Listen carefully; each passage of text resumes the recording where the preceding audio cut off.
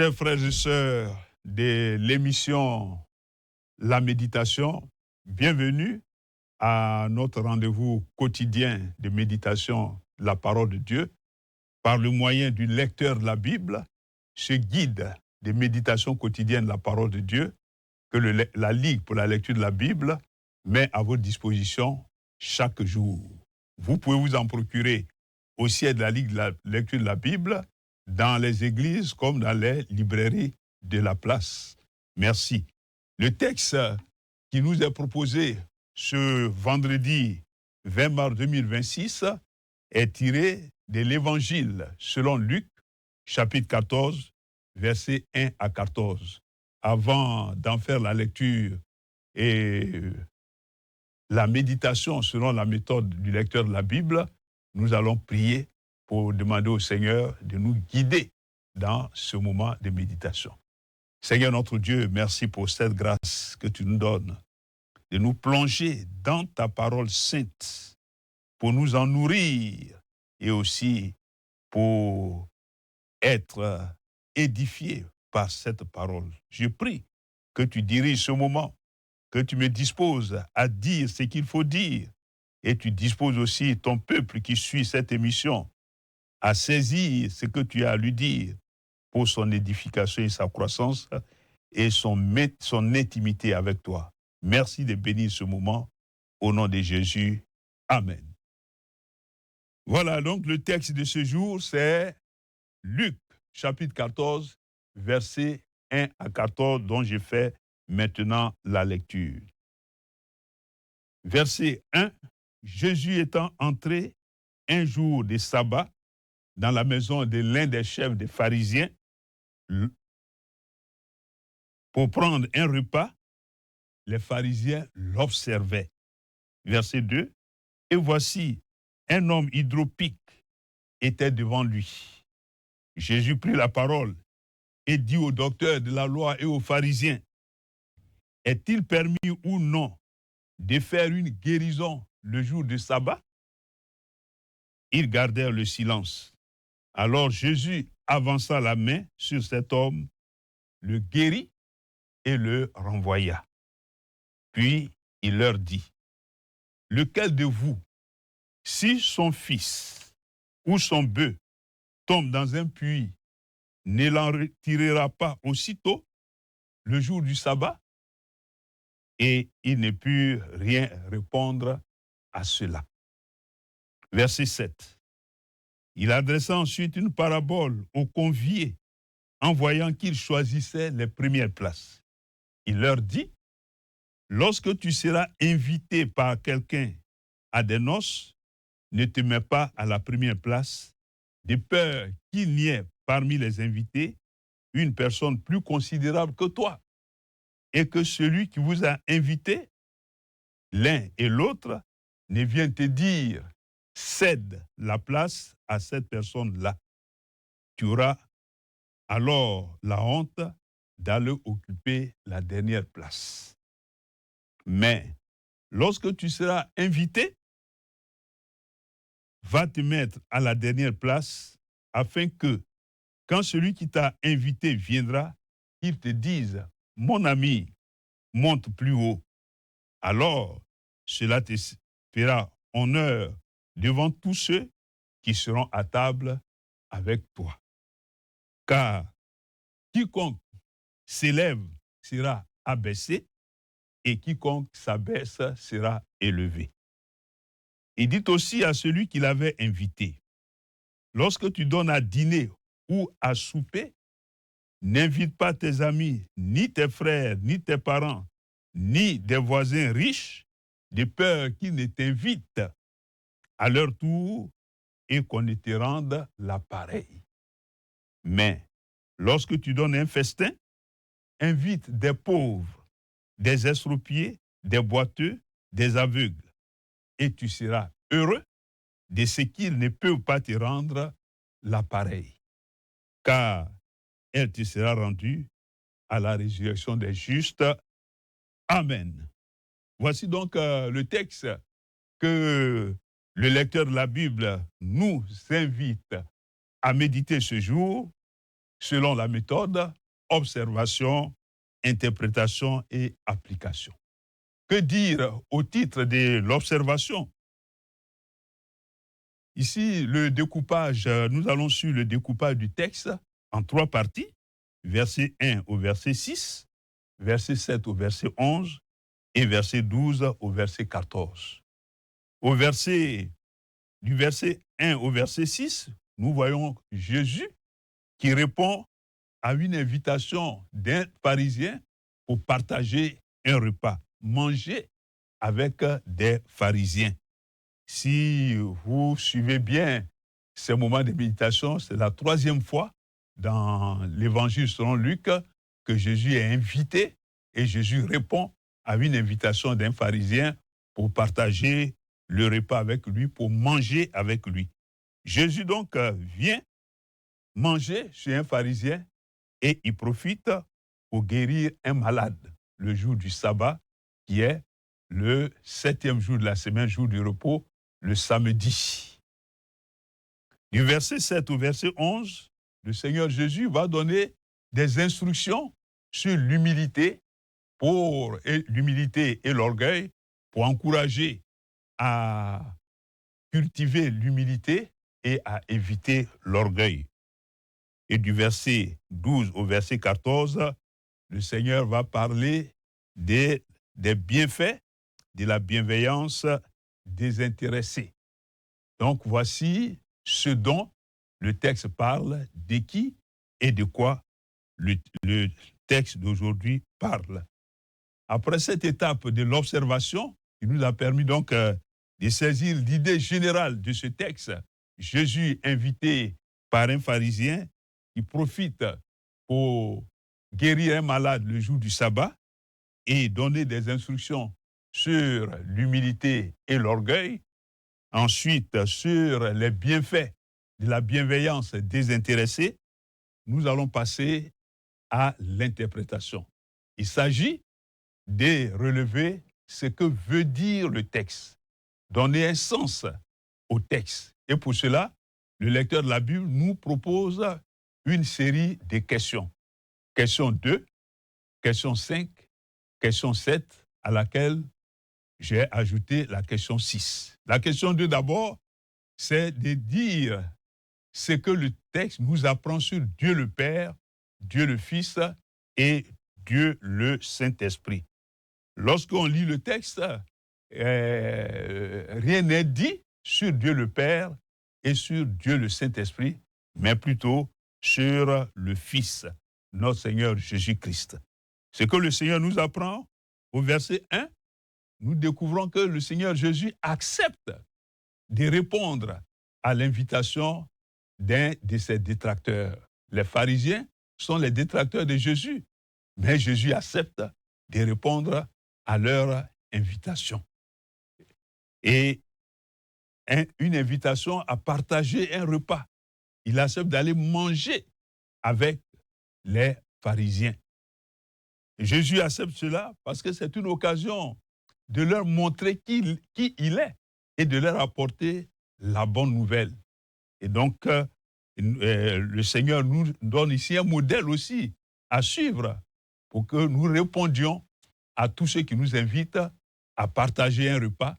Le repas étant l'occasion d'échanger, et à cette occasion, donc, nous pouvons témoigner de ce que nous sommes, de la bonne nouvelle que nous avons reçue du Seigneur Jésus-Christ, et nous devons donc accepter de répondre aux invitations, et la parole de Dieu nous le recommande.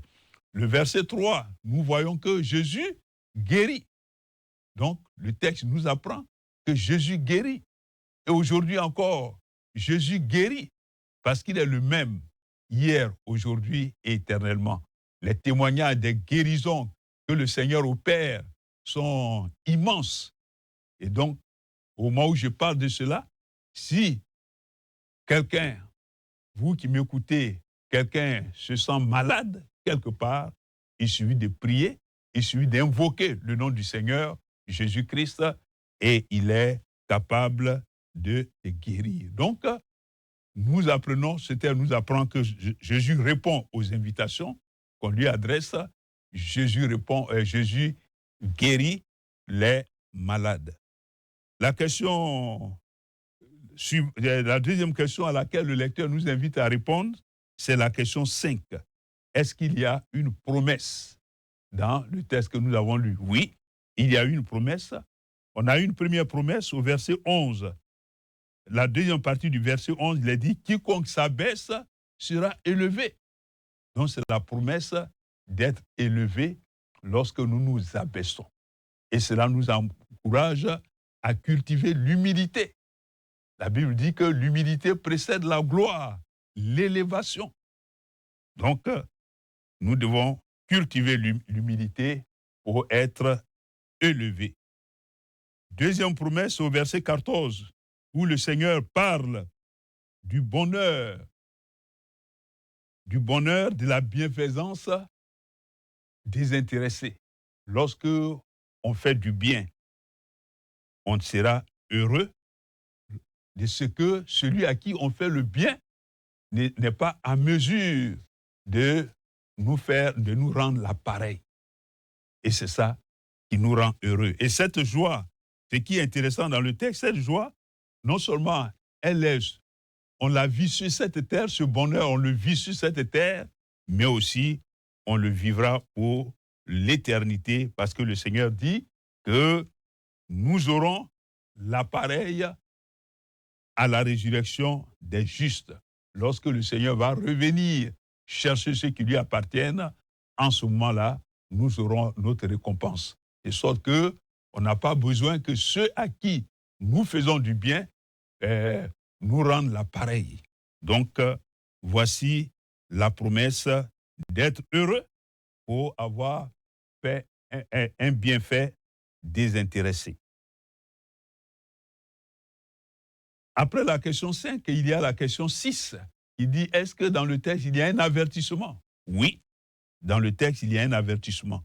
Le premier avertissement, c'est dans le verset 8 et 9, où le Seigneur nous met en garde contre l'idée de chercher à prendre les premières places. Lorsqu'on va à des cérémonies, on ne doit pas se précipiter sur les premières places. Donc, le Seigneur nous avertit en disant que si on agit de la sorte, il peut arriver qu'une personnalité plus élevée que nous soit à cette même cérémonie et le maître de la cérémonie peut nous demander de laisser céder la place à la personnalité plus élevée que nous et nous pouvons nous retrouver à la dernière place. Et c'est pour cela qu'aux cérémonies, ne cherchons pas à prendre les premières places, mais laissons les organisateurs nous orienter et nous mettre là où il faut. Et il faut même chercher à prendre la dernière place jusqu'à ce que ce soit l'organisateur qui vient vous mettre à la première place, à la place en vue. Donc ça, c'est le premier avertissement. Le second avertissement, qui va dans le sens du précédent, c'est le verset 11 qui le dit. Il dit, car quiconque s'élève sera abaissé. Lorsqu'on cherche à se lever, la Bible dit qu'on va être abaissé. Et nous avons un grand exemple, l'exemple de Nebuchadnezzar, dont parle la Bible dans le livre de Daniel, qui a eu la gloire au point de dominer sur toute la terre. Et sur cette base-là, il s'est élevé, il s'est même élevé pour se mettre à la place de Dieu. Et la Bible nous dit que Dieu l'a enfoncé, Dieu l'a abaissé. Dieu l'a même a fait de lui un animal, puisqu'il était, il a été chassé, il a perdu son pouvoir. Et l'asepsie dans une de ses cassettes intitulée « Il est une sagesse » rend bien cela. Et j'aime beaucoup cette cassette où il est parlé de Nebuchadnezzar qui a été puissant, mais qui a été abaissé, qui a été humilié parce qu'il n'a pas cherché à rendre gloire à Dieu, il a cherché à se glorifier lui-même. Donc nous ne devons pas chercher à nous élever. Si nous nous élevons, nous allons être abaissés, c'est l'avertissement. Et puis, la dernière question, c'est la question 7. La question 7 qui dit « Quelle vérité Dieu nous révèle dans le texte que nous avons lu ?» Et en suivant les 3 articulations du texte, à savoir verset 1 au verset 6, nous pouvons dire ici que l'exercice de la miséricorde n'est pas limité dans le temps et dans l'espace.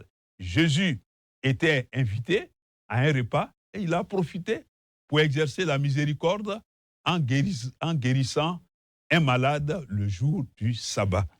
L'autre vérité qu'on peut dégager de la lecture des versets 7 au verset 11, c'est que l'humilité est une vertu qu'il faut cultiver et l'orgueil un vice à éviter.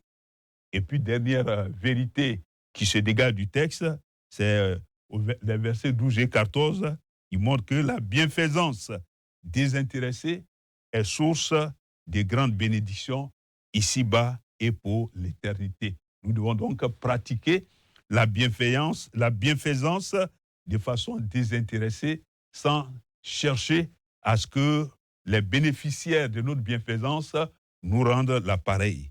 Donc voici ce qu'on peut dire. Et pour terminer, la question d'application.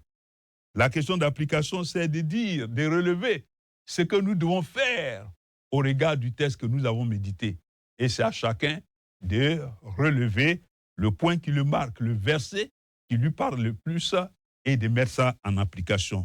Lorsque j'ai médité ce texte, le verset qui me parle personnellement le plus, c'est le verset 11. Il dit que quiconque s'élève sera abaissé et quiconque s'abaisse sera élevé. Ce verset m'encourage à cultiver l'humilité pour être élevé.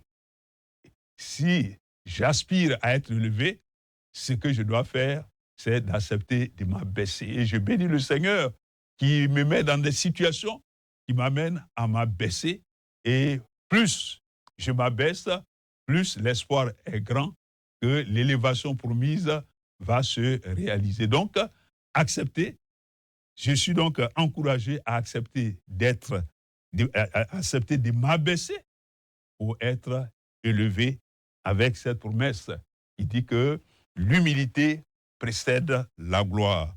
Voici donc ce que on peut donc dire de ce texte avec le verset d'application. Chacun de vous peut trouver un autre verset d'application, mais celui qui me parle le plus, c'est le verset 11. Et c'est par rapport à cela que je vais prier pour moi-même, mais aussi pour chacun de vous, pour que les vérités qui se dégagent de ce texte, chacun de nous puisse les cultiver. Prions le Seigneur.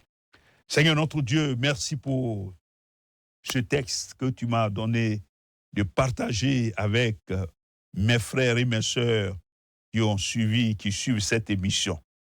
Merci pour tous ces enseignements, notamment la culture de l'humilité que tu recommandes au travers du verset 11 pour que nous puissions être élevés. Ta parole dit que tu résistes aux orgueilleux, mais tu fais grâce aux humbles.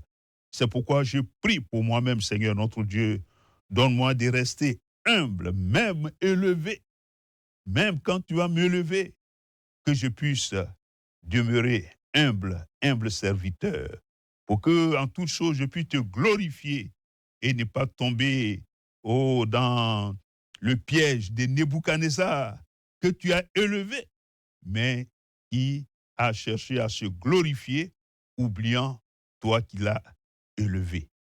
Je prie aussi que tu le fasses pour chacun de nous, chacun de tes enfants, afin que partout où tu nous envoies, nous puissions témoigner de ta gloire, de ta grâce, au nom de Jésus. Amen. Voilà ce que j'avais à dire aujourd'hui avec ce texte. Que le Seigneur vous bénisse. Le temps ne nous permet pas de lire le commentaire. Je voudrais donc vous encourager à lire le commentaire qui est la note explicative de ce jour et le Seigneur vous bénira davantage. Amen et à la prochaine.